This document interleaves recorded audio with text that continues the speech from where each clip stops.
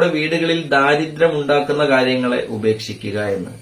ഇൻഷാ അല്ലാഹ് ഇന്ന് നമ്മൾ ചർച്ച ചെയ്യുന്നത് നമ്മുടെ വീടുകളിൽ ദാരിദ്ര്യം ഉണ്ടാക്കുന്ന ഒരു 30 കാര്യങ്ങളിൽ നിന്നുള്ള 15 കാര്യങ്ങളെയാണ്. വളരെ കൃത്യമായിട്ട് നാം മനസ്സിലാക്കുക. നമ്മുടെ വീട്ടിലുള്ള ഓരോരുത്തരും, ഇപ്പൊ നിങ്ങൾ ചെയ്യുന്നില്ല എങ്കിലും മറ്റുള്ളവർ ചിലപ്പോൾ ചെയ്യുന്നുണ്ടാവും, അല്ലെങ്കിൽ മറ്റേയാൾ ചിലപ്പോൾ ചെയ്യുന്നുണ്ടാവും. അപ്പൊ ആരെക്കൊണ്ടും നമ്മുടെ വീടുകളിൽ നമ്മളിത് ചെയ്യിപ്പിക്കരുത്. ദാരിദ്ര്യം നമ്മുടെ വീടുകളിലേക്ക് കടന്നു വരും, യാതൊരുവിധ സംശയവുമില്ല. മഹാന്മാരായ പണ്ഡിതന്മാർ അവരുടെ കിതാബുകളിൽ രേഖപ്പെടുത്തി വെച്ചിട്ടുള്ള സംഭവങ്ങളാണ് ഇതൊക്കെ. അതുകൊണ്ട് തന്നെ നമുക്ക് ആ വിഷയത്തിലേക്ക് നോക്കാം. ആരൊക്കെയാണ്, ഏതൊക്കെ കാര്യങ്ങളാണ് നമ്മുടെ വീടുകളിൽ ഇത് ചെയ്തുകൊണ്ടിരിക്കുന്നത്? അത് നിങ്ങൾക്ക് മനസ്സിലായി കഴിഞ്ഞാൽ ഇന്നു മുതൽ ഇത് കേൾക്കുന്ന അന്നു മുതൽ അതിനെ പാടെ ഒഴിവാക്കാൻ നാം ഓരോരുത്തരും തയ്യാറാവണം ഇൻഷാ അല്ലാഹ്. ആദ്യമായിട്ട് ഞാൻ പറയുന്നു, എന്റെ പുതിയൊരു ചാനൽ തുടങ്ങിയിട്ടുണ്ട്. അതിൽ ഫിഖ്ഹ് ക്ലാസ്, ഹദീസ് ക്ലാസ്, മസ്അല ക്ലാസ്, അതുപോലെ തന്നെ സംശയങ്ങൾക്കുള്ള മറുപടികൾ, നല്ല നല്ല ചരിത്രങ്ങൾ, ഇതൊക്കെ പറയുന്ന ചാനലാണ്. അതുകൊണ്ട് തന്നെ നിങ്ങൾ ഇവിടെ കമന്റ് ബോക്സിൽ അതിന്റെ ലിങ്ക് വെച്ചിട്ടുണ്ട്, അതെല്ലാവരും പോയി സബ്സ്ക്രൈബ് ചെയ്യുക. ഒന്നാമതായി നാം ശ്രദ്ധിക്കേണ്ട ഒരു കാര്യം പലിശ, അതുപോലെ തന്നെ വ്യഭിചാരം പോലെയുള്ള തെറ്റുകളിൽ ഏർപ്പെടുക എന്നുള്ളത് നമ്മുടെ വീടുകളിൽ ദാരിദ്ര്യത്തെ വലിച്ചു കൊണ്ടുവരുന്ന ഒരു കാര്യമാണ്. ഇന്നിപ്പോ പലിശയുമായി ബന്ധപ്പെടാത്തതാരാ ഉള്ളത്? ഓരോരുത്തർക്കും പല രൂപത്തിലുള്ള ഒരുപാട് ആളുകൾ സംശയം ചോദിച്ചിരുന്നു, സാറേ പലിശയുടെ കാശ് ബാങ്കിലുണ്ട്, അതെന്താണ് ചെയ്യേണ്ടത്? പിണറായിയുടെ ഫണ്ടിലേക്ക് കൊടുക്കാൻ പറ്റുമോ എന്നൊക്കെ ചോദിച്ചിരുന്നു. അത് നമ്മൾ ഉപയോഗിക്കുന്നത് പോലെ തന്നെയാണ്. നമ്മൾ അതിനെ ക്രയവിക്രയം ചെയ്യാതിരിക്കുക എന്നുള്ളതാണ് ഏറ്റവും സൂക്ഷ്മതയായിട്ടുള്ള കാര്യം. അങ്ങനെ തന്നെയാണ് ചെയ്യേണ്ടത്. അതിനോട് ശ്രദ്ധിക്കാതിരിക്കുക, ഒരാവശ്യത്തിനും അതിനെ ഉപയോഗിക്കാതിരിക്കുക. അത് നമുക്ക് ഉപകാരമുള്ളതാവട്ടെ, നമുക്ക് ഉപകാരമില്ലാത്തതാവട്ടെ. അതുകൊണ്ട് പലിശ, അതുപോലെ തന്നെ വ്യഭിചാരം, അത്തരം തെറ്റുകളിൽ നാം ഏർപ്പെടുന്നത് നമ്മുടെ വീടുകളിൽ ദാരിദ്ര്യത്തെ കൊണ്ടുവരാനുള്ള കാരണമാണ് എന്നാണ് മഹാന്മാരായ പണ്ഡിതന്മാർ നമ്മെ പഠിപ്പിക്കുന്നത്. അപ്പൊ അതുകൊണ്ട് ആ ഒരു കാര്യം നാം അങ്ങോട്ട് ഒഴിവാക്കുക. രണ്ടാമതായി ഉണർത്താനുള്ളത് നഗ്നനായിട്ട് ഉറങ്ങുക. നഗ്നമായിട്ട് വസ്ത്രങ്ങളൊന്നുമില്ലാതെ ഉറങ്ങുക. ചില ആളുകളുടെ ശീലം അതാണ്. രാത്രിയൊക്കെ ആയിക്കഴിഞ്ഞാൽ ചിലപ്പോൾ മുണ്ടൊക്കെ എടുത്തിട്ടുണ്ടെങ്കിൽ അതങ്ങൾ മാറ്റിയിട്ട് നഗ്നമായിട്ട്, ഇപ്പൊ റൂമുകളിലൊന്നും ആരുമില്ല എന്ന് തോന്നിക്കഴിഞ്ഞാൽ ചിലപ്പോ ഇട്ടിരിക്കുന്ന ആ വസ്ത്രമൊക്കെ ഊരിയിട്ട് നഗ്നമായിട്ട് കിടന്നുറങ്ങുന്ന ഒരു ശീലം, അങ്ങനെ ശീലിച്ചവരുണ്ടാവും പലരും. പക്ഷെ അത് നമ്മുടെ വീടുകളിൽ ദാരിദ്ര്യത്തെ വലിച്ചുകൊണ്ടുവരും. സൂക്ഷിക്കേണ്ട വളരെ പ്രധാനപ്പെട്ട ഒരു കാര്യമാണ്. മൂന്നാമതായി ഉണർത്താനുള്ളത് ജനാപത്തുകാരനായി ഭക്ഷണം കഴിക്കുക. ജനാപത്തുണ്ടായിരിക്കുക ഭക്ഷണം കഴിക്കല് നമ്മുടെ ജീവിതത്തിൽ, നമ്മുടെ വീടുകളിൽ ദാരിദ്ര്യത്തെ കൊണ്ടുവരും. ഇപ്പൊ പലരും ചിലപ്പോ അങ്ങനെയൊക്കെ ചെയ്തേക്കാം. പല സന്ദർഭങ്ങളിലും അങ്ങനെ ഉണ്ടായി കഴിയുമ്പോ കുളിക്കാതെ, ശുദ്ധിയാവാതെ ഭക്ഷണം കഴിക്കുന്ന ഒരു പ്രവണത, അത് നമ്മുടെ ജീവിതത്തിൽ നിന്ന് അതൊരു മോശപ്പെട്ട കാര്യം തന്നെയാണ് എന്ന് നമുക്ക് പറയാതിരിക്കാൻ കഴിയില്ല. അതുകൊണ്ട് തന്നെ കുളിച്ച് ശുദ്ധിയായതിനു ശേഷം നാം എന്ത് ചെയ്യുക, ഭക്ഷണം കഴിക്കുക. ഉണ്ടിട്ട് കുളിക്കുന്നവനെ കണ്ടാൽ കുളിക്കണം എന്നൊരു പഴഞ്ചൊല്ല് പണ്ടൊക്കെ നമ്മൾ ഇവിടെ കേട്ടിട്ടുണ്ട്. ഇപ്പോ അതുണ്ടോന്നറിയില്ല, നിങ്ങളുടെ നാട്ടിലും അതൊക്കെ പറയോ എന്ന് എനിക്കറിയില്ല. ഉണ്ടിട്ട് കുളിക്കുന്നവനെ കണ്ടാൽ കുളിക്കണം എന്ന്. അപ്പൊ ഏതായാലും നമ്മൾ എന്ത് ചെയ്യുക, കുളിച്ചിട്ട് ഉണ്ണുക, കുളിച്ചിട്ട് ഭക്ഷണം കഴിക്കുക ഇൻഷാ അല്ലാഹ്. നാലാമത്തേത് മാതാപിതാക്കളെ പേര് വിളിക്കുക. ഇപ്പൊ ചില മക്കളൊക്കെ ഉണ്ട്, വീട്ടിലേക്ക് കയറി വരുന്ന സമയത്ത് ഉമ്മാനെ വിളിക്കും, നബീസോ എന്ന് വിളിക്കും, ലൈസനബോ എന്ന് വിളിക്കും. ആര് വിളിക്കണത് പോലെ, വാപ്പമാര് വിളിക്കണത് പോലെ വിളിക്കരുത്. അങ്ങനെ വിളിച്ചു കഴിഞ്ഞാൽ ഈ പറഞ്ഞതുപോലെ നമ്മുടെ വീടുകളിൽ നമുക്ക് തന്നെ ദാരിദ്ര്യം കൊണ്ടുവരുന്ന ഒരു കാര്യമാണ് അത് എന്നാണ് മഹാന്മാരായ പണ്ഡിതന്മാർ രേഖപ്പെടുത്തി വെച്ചിട്ടുള്ളത്. അപ്പോ വാപ്പയെ ആയാലും ഉമ്മയെ ആയാലും അവരുടെയൊക്കെ പേര് വിളിക്കുക എന്നുള്ളതാണ് ഈ ഒരു വിഷയം. അപ്പൊ അത് നമ്മുടെ ജീവിതത്തിൽ ഉണ്ടാവരുത്. അഞ്ചാമത്തേത് ഓർമ്മപ്പെടുത്താനുള്ളത്, നാം ഒരു കച്ചവടം നടത്തുന്ന ആളാണെങ്കിൽ അല്ലെങ്കിൽ മറ്റേതെങ്കിലും ബിസിനസ് നടത്തുന്ന ആളാണെങ്കിൽ അളവിലും തൂക്കത്തിലും ഒക്കെ വ്യത്യാസപ്പെടുത്തുക, കൃത്രിമം കാണിക്കുക. അതും നമ്മുടെ ജീവിതത്തിൽ ദാരിദ്ര്യത്തിൽ വിളിച്ചു കൊണ്ടുവരുന്ന ഒരു കാര്യമാണ്. ഇപ്പോ പലചരക്കോ അല്ലെങ്കിൽ മറ്റെന്തെങ്കിലുമോ, ഇപ്പോ അത്തറോ തന്നെ ആയാലും അതിലെ അളവിൽ കുറക്കാലോ.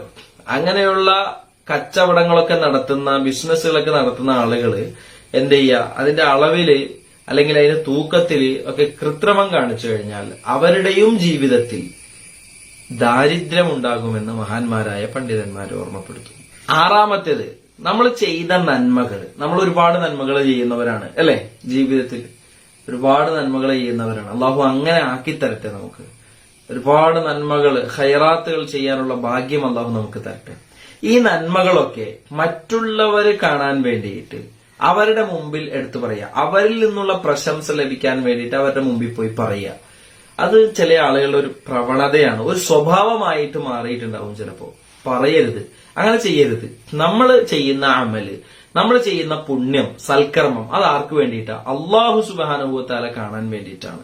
അള്ളാഹു ആണ് നമുക്കതിന് പ്രതിഫലം നൽകുന്നത്, അല്ലാതെ ഇവിടെയുള്ള ആളുകളല്ല.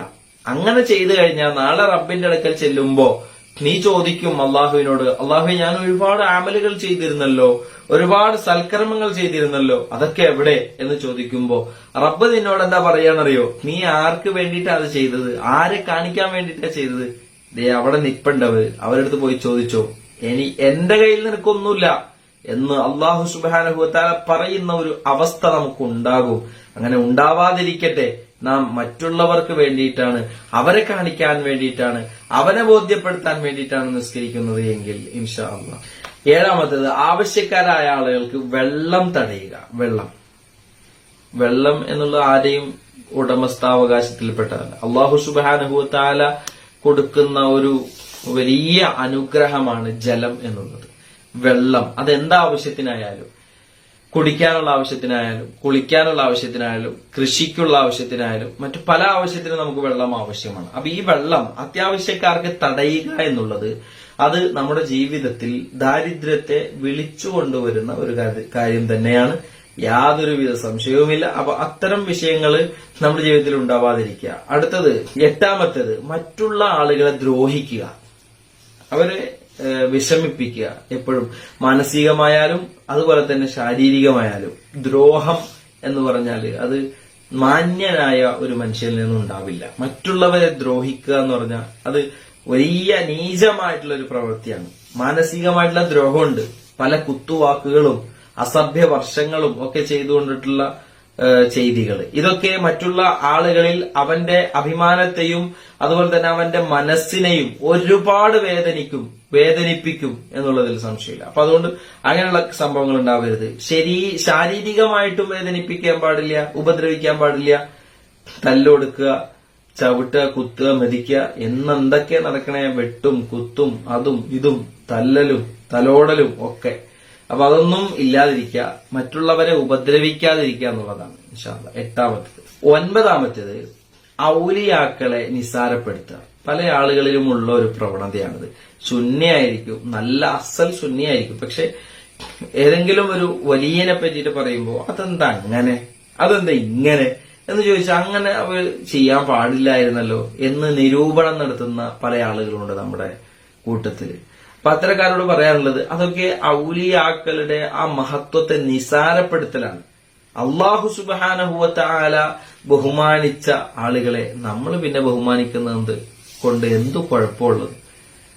അതുകൊണ്ട് അത്തരം കാര്യങ്ങൾ നമ്മൾ ശ്രദ്ധിക്കണം. അപ്പൊ ഔലിയാക്കന്മാരെ നിസാരപ്പെടുത്തുക എന്നുള്ളത് അത് വലിയൊരു കാര്യം തന്നെയാണ്. നമ്മുടെ ജീവിതത്തിൽ ദാരിദ്ര്യം ഉണ്ടാവാൻ, ദാരിദ്ര്യത്തെ വലിച്ചു കൊണ്ടുവരാൻ അതൊരു കാരണമാണ് എന്ന് മനസ്സിലാക്കുക. അപ്പോ ഔലിയാക്കന്മാരെ നിസാരപ്പെടുത്തുന്ന, അവരെ മോശമാക്കുന്ന ഒരു സംസാരമോ അല്ലെങ്കിൽ ഒരു പ്രവൃത്തിയോ പ്രവണതയോ ഒന്നും നമ്മിൽ നിന്ന് വരാതിരിക്കുക, അത് നാം ശ്രദ്ധിക്കുക. അതുപോലെ തന്നെ ബിസ്മി ചൊല്ലാതെ, 10ാമത്തേതാണ്, ബിസ്മി ചൊല്ലാതെ ഭക്ഷണം കഴിക്കുക.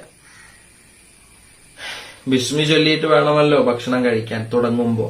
ഇനി ഒരാൾ മറന്നുപോയി കഴിഞ്ഞാൽ എന്താ? നമ്മൾ കഴിഞ്ഞ ദിവസം ക്ലാസ്സിൽ പറഞ്ഞു, ബിസ്മില്ലാഹി അവ്വലഹു വ ആഖിറഹു, ബിസ്മില്ലാഹി അവ്വലഹു വ ആഖിറഹു എന്ന് പറയാം. അപ്പോഴും കുഴപ്പമില്ല. നമ്മൾ ബിസ്മി ചൊല്ലാൻ അത് മറന്നു, അങ്ങനെ ചൊല്ലി. ഇതേ സമയത്ത് ഭക്ഷണം കഴിക്കുന്നതൊക്കെയും ഏത് സമയത്തും ഇങ്ങനെ ബിസ്മി ചൊല്ലാതെയാണ് എങ്കിൽ തീർച്ചയായും നമ്മുടെ ജീവിതത്തിൽ, നമ്മുടെ വീടുകളിൽ ദാരിദ്ര്യമുണ്ടാകും. അള്ളാഹു നമ്മെ കാത്തു രക്ഷിക്കുമാറാവട്ടെ. 11ാമത്തേത്, നമ്മൾ ധരിച്ചിരിക്കുന്ന വസ്ത്രം ഉണ്ടല്ലോ, ആ ധരിച്ച വസ്ത്രം തുന്നുക. അത് പാടില്ല. അത് നമ്മുടെ ജീവിതത്തിൽ ഈ പറഞ്ഞതുപോലെ ഈ ദാരിദ്ര്യത്തെ കൊണ്ടുവരും.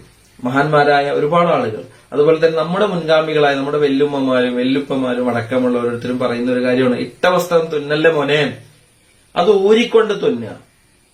അപ്പൊ നമ്മുടെ ധൃതിയിലൊക്കെ ആയിരിക്കുള്ളൂ ചിലപ്പോ വല്ല കൈയിന്റെ ബട്ടൺസോ അല്ലെങ്കിൽ മറ്റെന്തെങ്കിലും ഒക്കെ തുന്നാൻ വേണ്ടിയിട്ട് എടുക്കുന്നത്. അപ്പൊ ഊരിക്കഴിഞ്ഞാൽ അത്രയും സമയം കൂടി പോകില്ല എന്ന് കരുതിയിട്ട് നമ്മൾ എന്ത് ചെയ്യില്ല, ഊരൂല. പക്ഷെ ഊരിയിട്ടാണ് അത് ചെയ്യേണ്ടത് എന്നാണ് മഹാന്മാര് നമ്മെ പഠിപ്പിക്കുന്നത്. ഊരാതെ ചെയ്തു കഴിഞ്ഞാൽ കുഴപ്പമൊന്നുമില്ല, പക്ഷെ വീട്ടിൽ എന്തുണ്ടാവും, ദാരിദ്ര്യം ഉണ്ടാകും മാത്രമേ ഉള്ളൂ. 12ാമത്തേത്, നമ്മുടെ വീടിന്റെ ഉള്ളിൽ ഓരോരോ ഭാഗങ്ങളായിട്ട് ചപ്പ് ചവറുകൾ ഇങ്ങനെ കൂട്ടിയിടുക. വീട് അടിച്ചു വാരിയത് ഒരു സ്ഥലത്ത് ഇങ്ങനെ കൂട്ടിയിടുക. വീട് അടിച്ചു വാരി കഴിഞ്ഞാൽ അത് അപ്പൊ തന്നെ കോരി വാരി കളയണം എന്നുള്ളതാണ്. അതിങ്ങനെ രാത്രിയിലാണെങ്കിലും പകലിലാണെങ്കിലും കൂട്ടി വെക്കുക എന്നുള്ളത് ജീവിതത്തിൽ ദാരിദ്ര്യത്തെ വിളിച്ചു കൊണ്ടുവരും, യാതൊരുവിധ സംശയവും ഇല്ല. 13ാമത്തേത്, രാത്രി കാലങ്ങളിൽ വീട് അടിച്ചു വാരലും അതുപോലെ തന്നെ വീടിന്റെ നിലം തുടക്കലും ഒക്കെ രാവിലെ കഴിയണം. നമ്മുടെ ആദ്യ ഘട്ടത്തിലെ പണികളിൽ ഇത്തരം കാര്യങ്ങളൊക്കെ കഴിഞ്ഞ് നമ്മൾ എന്ത് ചെയ്യണം, ഫ്രീ ആവണം. അല്ലാണ്ട് രാത്രി ഇങ്ങനെ എല്ലാ ദിവസവും രാത്രി ഇങ്ങനെ അടിച്ചുകൊണ്ടിരിക്കുക എന്നല്ല. അതേ സമയത്ത് എന്തെങ്കിലും ഒരു ആവശ്യം വന്നു അന്നത്തെ ദിവസം, അങ്ങനെയാണെങ്കിൽ അതിന് കുഴപ്പമില്ല, പക്ഷെ ഒഴിവാക്കലാണ് ഏറ്റവും നല്ലത്. അല്ലാത്ത വഴി നോക്കിയിട്ട് അത് ഒഴിവാക്കൽ തന്നെയാണ് ഏറ്റവും നല്ലത്. അതേ സമയത്ത് എല്ലാ ദിവസവും ഇങ്ങനെ രാത്രി അടിച്ചു വാരിക്കൊണ്ടിരിക്കുക എന്ന പ്രവണത ഉണ്ടാവാൻ പാടില്ല. അതാണ് നമ്മൾ വിലക്കിയിട്ടുള്ളൂ. 14ാമത്തേത്, വീടിന്റെ വാതിൽ പടിയിലിരിക്കുക എന്നുള്ളതാണ്. പണ്ടുള്ള ഉമ്മമാരും ഉപ്പമാരും നമ്മുടെ വല്യമ്മമാരും വല്യപ്പമാരൊക്കെ നമ്മളത് പറഞ്ഞുതരും, വീടിന്റെ പടിയിലിരിക്കുമ്പോ മോനെ ഉമ്മർപ്പടിയുമ്പോ ഇരിക്കല്ലേട്ടോ, വാതിൽപ്പടിയുമ്പോ ഇരിക്കല്ലേട്ടോ. ഞങ്ങളുടെ നാട്ടിലൊക്കെ വാതിൽപ്പടി എന്നാ പറയും, വാതിൽപ്പടി. ചില സ്ഥലത്തൊക്കെ ഉമ്മറപ്പടി എന്ന് പറയും. നിങ്ങളെ സ്ഥലത്ത് എന്താ പറയണത് എന്നറിയില്ല, ഒന്ന് കമന്റ് ചെയ്തോളൂ വേണമെങ്കിൽ. വാതിലിന്റെ ആ ഒരു ഉമ്മറപ്പടി, വാതിൽപ്പടി എന്നൊക്കെ, അതിനൊക്കെ നിങ്ങളുടെ നാട്ടിൽ എന്ത് പറയും ഓരോരുത്തരും പറയുക. ഇൻഷാ അല്ലാഹ്. അപ്പൊ ഈ വാതിൽപ്പടിയിൽ ഇരിക്കുക എന്നുള്ളത് അത് നമ്മുടെ വീടുകളിൽ ദാരിദ്ര്യത്തെ വിളിച്ചു കൊണ്ടുവരുന്ന ഒരു കാര്യമാണ്, ഉണ്ടാവാൻ പാടില്ലാത്ത ഒരു കാര്യമാണ് ഇൻഷാ അല്ലാഹ്. അപ്പൊ അത് എല്ലാവരും ശ്രദ്ധിക്കുക. 15ാമത്തേത്, പേൻ ഉണ്ടല്ലോ, പേൻ കേട്ടിട്ടുണ്ടോ? നമ്മുടെ തലയിലൊക്കെ കാണുന്ന ചെറിയൊരു ജീവി. ആ പേനെ എടുത്തിട്ട് കൊല്ലാതെ നിലത്ത് വിടുക. അതും നമ്മുടെ ജീവിതത്തിൽ നമ്മുടെ വീടുകളിൽ ദാരിദ്ര്യത്തെ വിളിച്ചുകൊണ്ടുവരും. സൂക്ഷിക്കുക. അല്ലാഹു സുബ്ഹാനഹു വ തആല ഈ 15 കാര്യങ്ങളും വളരെ കൃത്യതയോടുകൂടെ ശ്രദ്ധിക്കാൻ നമുക്ക് തൗഫീഖ് നൽകി അനുഗ്രഹിക്കുമാറാവട്ടെ. ഇത് 1ാമത്തെ പാർട്ടാണ്. 2ാമത്തെ പാർട്ട് ഇൻഷാ അല്ലാഹ് നാളെ ആവില്ല, നാളെ ഞായറാഴ്ചയാണല്ലോ. അതുപോലെ തന്നെ നാളെ നമ്മുടെ മത്സരത്തിന്റെ 2 മത്സരങ്ങളാണ് നമ്മൾ നടത്തിയിട്ടുള്ളത്. ഒന്ന് ഖിറാഅത്ത്, ഖുർആൻ പാരായണ മത്സരം. 2ാമത്തേത് നമ്മുടെ പുതിയ ചാനലിലെ ആദ്യത്തെ വീഡിയോകളിൽ നിന്ന് ആദ്യത്തെ വീഡിയോയിൽ കമന്റ് ഇടുന്നവരിൽ നിന്ന് തിരഞ്ഞെടുക്കുന്ന 3 പേർക്കുള്ള സമ്മാനം. ഈ 3 പേരുടെയും സമ്മാനം പ്രഖ്യാപിക്കുന്നത് നാളെയാണ്. 2 പ്രീമിയം ലൈവുകൾ ഉണ്ടാകും ഇൻഷാ അല്ലാഹ്. നിങ്ങൾ എല്ലാവരും വാച്ച് ചെയ്യുക. എപ്പിസോഡ് ഇവിടെ അവസാനിക്കുന്നു. Please watch and subscribe.